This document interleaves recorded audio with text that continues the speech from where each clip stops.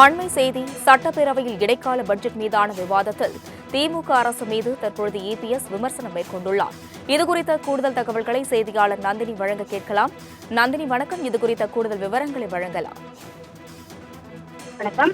தேர்தல் உஷ்ணம் காரணமாக 2000 கோடைக்கால தொகை வழங்கப்பட்டிருப்பதாக சட்டப்பேரவையில் எதிர்க்கட்சித் தலைவர் எடப்பாடி பழனிசாமி விமர்சனம் முன்வைத்தார். அந்த வகையில்தான் சட்டப்பேரவையில் இடைக்கால நிதிநிலை அறிக்கை மற்றும் வேளாண்மைக்கான இடைக்கால நிதிநிலை அறிக்கை மீதான விவாதத்தில் பேசிய எதிர்க்கட்சித் தலைவர் எடப்பாடி பழனிசாமி, சட்டமன்ற கூட்டத்தொடர் நடைபெறும் போது எந்த அறிவிப்பும் வெளியிடக்கூடாது என்ற மறைப்பை மீறி திமுக அரசு சிறப்பு தொகை அறிவித்திருப்பதாகவும், நடைமுறையில் உள்ள திட்டத்தை யாரும் நிறுத்த மாட்டார்கள், நாங்களே 2000 ரூபாய் கொடுப்போம் என கூறிவிட்டோம், உங்களுக்கு என்ன பயம் எனவும் கேள்வி எழுப்பியதோடு தேர்தல் உஷ்ணம் காரணமாக 2000 கோடைக்கால சிறப்பு தொகை வழங்கப்பட்டுள்ளதாகவும் விமர்சனம் செய்தார்.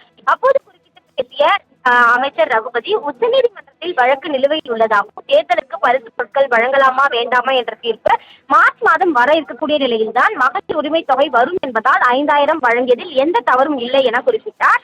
அது மட்டுமல்லாமல் தொடர்ந்து பேசிய பொதுப்பணி மற்றும் நெடுஞ்சாலைத்துறை அமைச்சர் ஏவாவேலு, பொங்கல் பரிசு தொகையை 1000 ரூபாய் 100 ரூபாய் கொடுத்தோம், அடுத்து நீங்கள் ஆட்சிக்கு வந்தபோது 1000 கொடுத்தீர்கள், அது உங்களின் கொள்கை முடிவு, 2000 கொடுத்த எங்களின் கொள்கை முடிவு, மகளிர் உரிமை தொகை 2000, வெயில் காலத்தில் மருத்துவ செலவு எல்லாம் வரும், அதற்கு 2000, எனவே மொத்தமாக 5000 கொடுத்தது எங்களின் கொள்கை முடிவு எனவும் அவர் தெரிவித்தார்.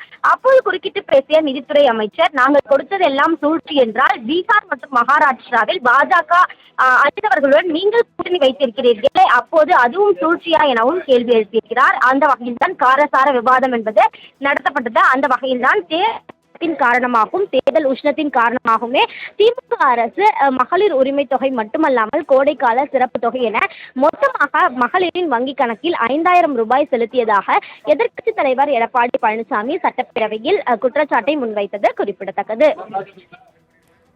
விவரங்களுக்கு நன்றி நந்தினி.